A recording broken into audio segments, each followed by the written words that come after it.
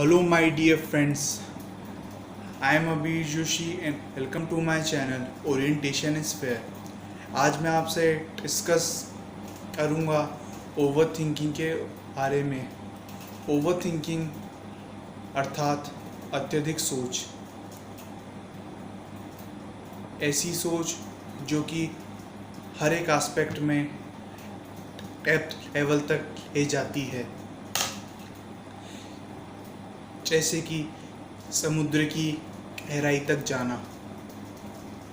Over thinking positive भी होती है और नेगेटिव भी।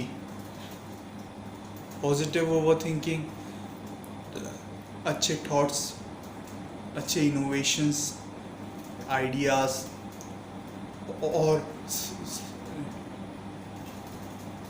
और फॉर्मिडेबल एस्टिमेट्स, स्ट्रेटजीज़ बनाने में हेल्प करती है, जो कि एक खूबसूरत विचारों का एक गुलदस्ता है।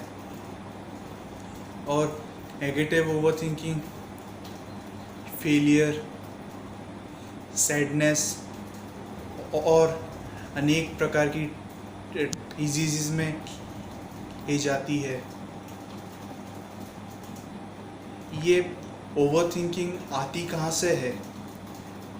इसका एक मेजर रीज़न होता है कि ऑटोमेटिक थॉट्स जो अचानक से दिमाग में आते हैं, जो एक सेकंड के लिए दिमाग को स्ट्रक्ट ऑफ कर देते हैं, वो ऐसे थॉट्स हमारे माइंड को एम्प्टीनेस कर देते हैं। हम हमारी बात कहाँ से स्टार्ट करें, इस पर हम बिल्कुल भी सोच नहीं पाते और हम ज़रूरी बात लेने की बजाय अननेसेसरी इशू पर हाथ करना शुरू कर देते हैं, जो कि हमारे दिमाग को एम्प्टीनेस कर देती है और ऐसी थिंकिंग सॉल्यूशंस की बजाय प्रॉब्लम्स क्रिएट कर देती हैं। इसका मैं एक आपको एग्ज़ाम्पल बताता हूँ। जैसे कि एक कैंडिडेट ने जॉब के लिए एक कंपनी में अप्लाई किया। वो इंटरव्यू देने के लिए गया, लेकिन एचआर ने उसको मना कर दिया। फिर उसके अंदर ये फीलिंग आने लगती है कि अब मेरी कहीं भी जॉब नहीं लगेगी, मेरे अंदर बहुत सारी वीकनेसेस हैं और मैंने बेस्ट अपॉर्चुनिटीज़ मिस कर दी हैं। तो ये जो नेगेटिव ओवर थिंकिंग होती है, इसके सिंबल्स क्या क्या होते हैं?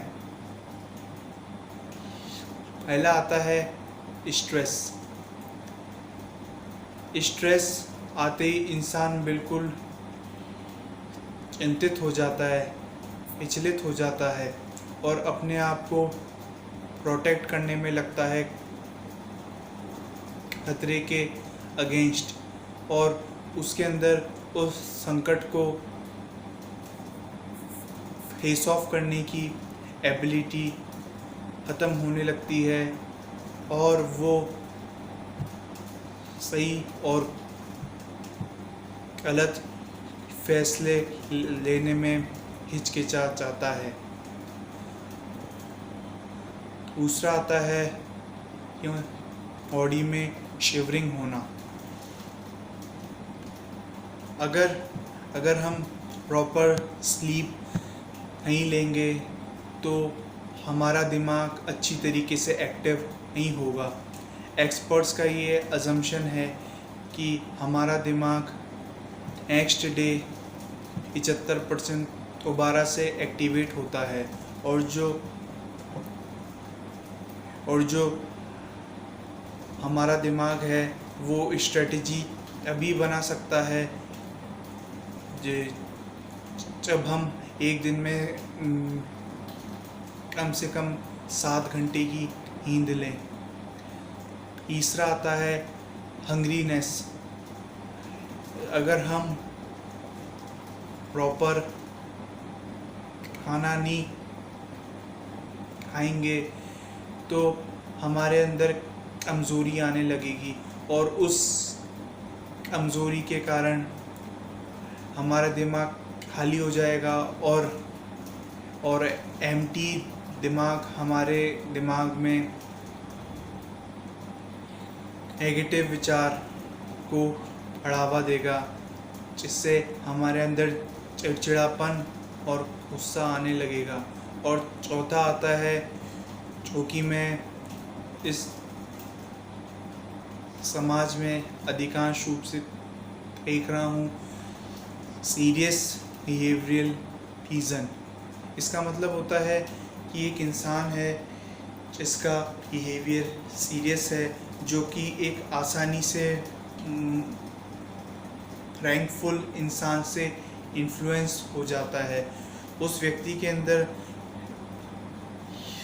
मजाक सहने की कंट्रोलिटी ख़त्म हो जाती है, जिससे इंसान बीपी, गुस्सा और डिप्रेशन के चक्रव्यूह में फंस जाता है। लेकिन अगर इंसान इन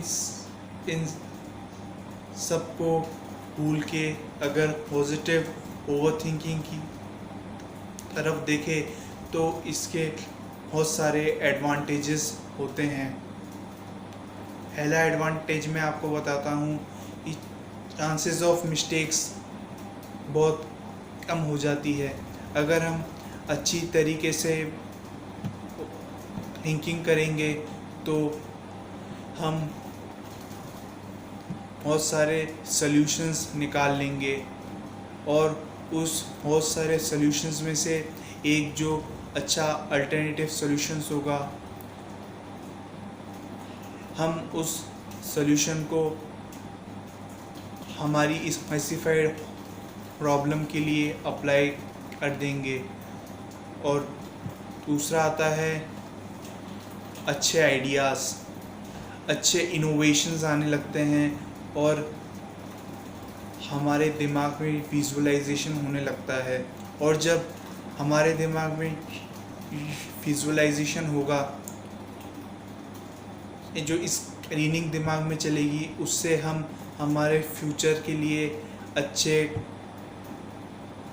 कॉम्प्रहेंसिव स्ट्रेटजीज़ भी बना सकते हैं, जो कि हमें आने वाले फ्यूचर में सक्सेस अवश्य दिलाएंगी। तीसरा आता है मैच्योरिटी। आप अगर अच्छी दिशा में ओवरथिंकिंग करेंगे तो आप में मैच्योरिटी आने लगेगी। आपको कौन सी बात इस व्यक्ति से कहनी है, कौन से समय कहनी है और कहाँ पर कहनी है, तो इसकी जो दिमाग में जो केमिस्ट्री सेट होगी, आप उससे अपने दिमाग को अच्छी तरीके से संतुलित कर सकेंगे। और जो नेगेटिविटी और जो पॉजिटिविटी है, उनमें जो डिफरेंस है उसको भी आप आसानी से पहचान सकेंगे। और चौथा आता है सेल्फ डाउट। हम अपनी समस्या के लिए समाधान तो निकाल लेते हैं, लेकिन हमको अपने समाधान पे विश्वास नहीं होता। हमको विश्वास तभी होगा जब हम ओवरथिंकिंग करके अपनी एनालिटिकल स्किल्स प्लस अपने ऑब्जर्वेशन एनालाइज को इस्तेमाल करके उस सॉल्यूशंस को देखेंगे। तो इस ओवरथिंकिंग का निष्कर्ष क्या निकलता है, इसका कंक्लूज़न क्या होता है, इस पे मैं आता हूँ। सबसे पहले हमको म्यूज़िक सुनना चाहिए।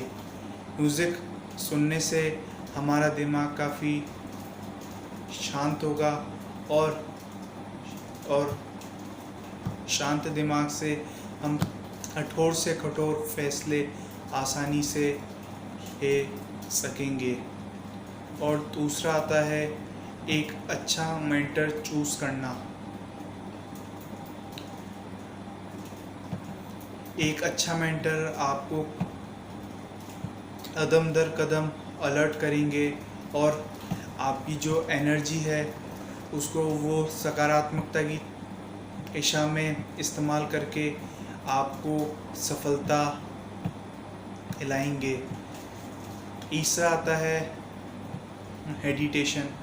आपको योगा करना चाहिए और योगा करने से आपका जो दिमाग है वो स्पिरिचुअल होने लगेगा।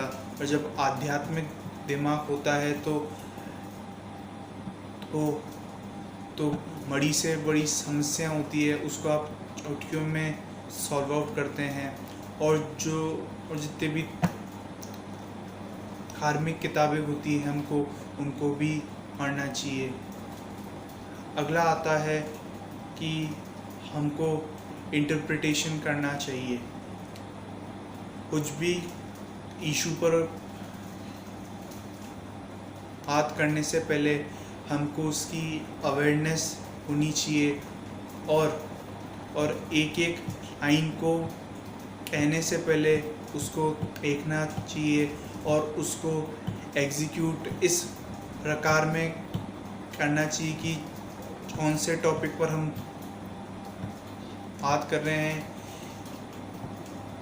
क्या ऐसे शब्द उसके लिए अप्लाई होते हैं कि नहीं होते।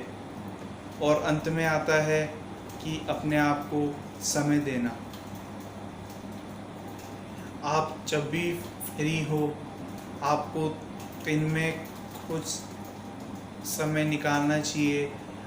अगर आपको कुछ भी दिक्कत आ रही है तो आपको एक्सपर्ट्स के पास जाना चाहिए और जो स्पेसिफाइड प्रोफेशनल एक्सपर्ट होते हैं उन्हीं के पास जाना चाहिए। इनकेस अगर आपको इकोनॉमिक्स के बारे में जानना है तो आप इकोनॉमिस्ट के पास जाइए। फाइनेंस के बारे में जानना है तो फाइनेंशियल एनालिसिस के पास जाइए।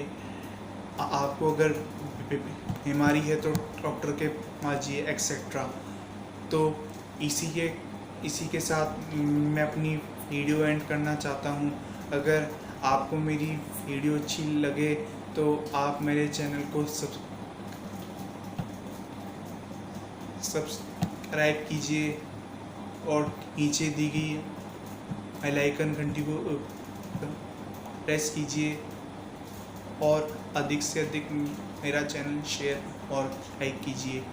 धन्यवाद।